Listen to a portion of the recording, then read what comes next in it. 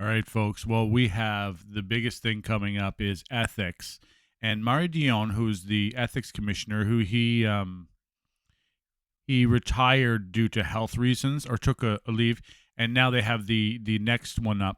So he's coming here now that he's not working for the Liberals anymore, the government, to take questions about what he thinks about the ethics and how they go, and some different stuff. So MP Barrett gives him the questions, and it's pretty exciting. So enjoy. To cover it up again and again and again. Barrett, go ahead, please. 6 minutes. Thank you very much both for being here.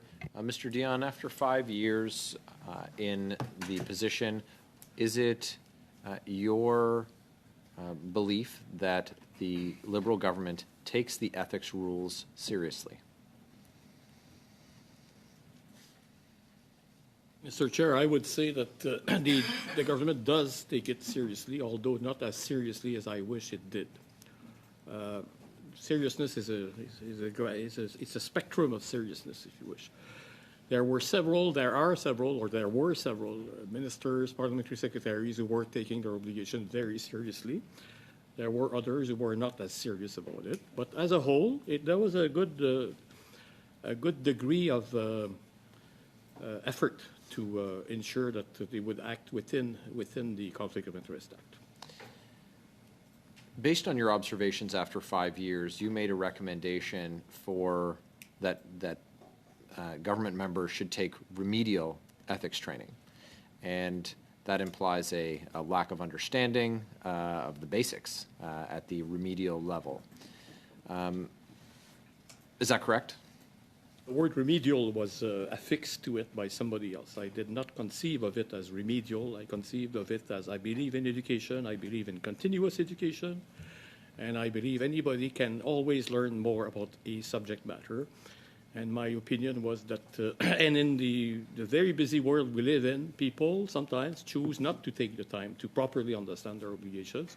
So that's why I made the recommendation a few months before I left, that they should take the time. They should learn how to better understand how to avoid trouble, essentially. Do you recall in which publication or in which report that came out as a recommendation? I think it's the Ng report, but I'm almost certain it's the Ng report. Yeah. How many members of the Liberal government did you find guilty of breaking our ethics laws, our Ethics Act? I never counted them, to tell you the truth. I've heard references to 4 or 5, but I never actually, recently, I don't know, but it's 4 or 5. Yeah. Okay, so let's go through them. We had the Prime Minister in the Trudeau Report 1. That was with respect to the trip to Bell's Cay. Yeah. We had report, not mine, but it's still on the list. We Yeah. had. We're going to still count them as part of this government, even under the previous commissioner. Same Prime Minister. The Trudeau Report 2, which was with respect to the SNC Lavalin scandal, again. We had the then Fisheries Minister, I believe, Dominic LeBlanc, with the LeBlanc Report, clam scam, I think it was called. We had the Ng report. That was the contract to a bestie of the small business minister, and then we had the Fergus report. So we had five instances with 4 individuals, and though we covered 2 commissioners, we had. You forgot to interrupt. How could I forget? Yeah. Just like one might forget a French villa, I forgot the Morneau report. Okay, well, certainly we've heard about all of the reports that have been issued under your tenure. I guess we'll see if any of that ethics training is taken up on, and if there's an arrest of the breaches of our ethics laws.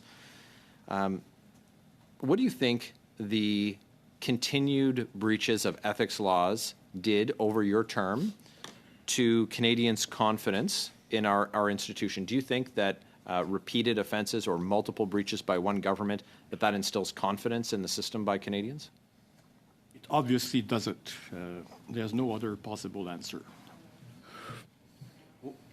Why? There's a cumulative effect, and it's taking place also around other situations, in other spheres of political life, if you wish, which I think overall, the surveys are clear. Overall, the confidence has gone down in the last... When we see the erosion of Canadians' confidence, they would expect, traditionally, ministerial accountability. These are the people who are covered by the Act. It's ministers or parliamentary secretaries. But we've seen two cases where we've seen promotion, one of people who are named, who have reports named for them. Minister LeBlanc and Speaker Fergus have both received promotions, which I would say does not serve to bolster Canadians' confidence in their democratic institutions. After the Ng report, Minister Ng came before the committee and said that she lacked training. She lacked an understanding, and that's why she broke that ethics law. How much training do you think is required for someone who is elected to office and then is given a position that makes them a designated public office holder? How much training do you think is required for them to understand that giving a government contract to a friend would be unethical? An hour would be sufficient to cover that particular topic. Okay.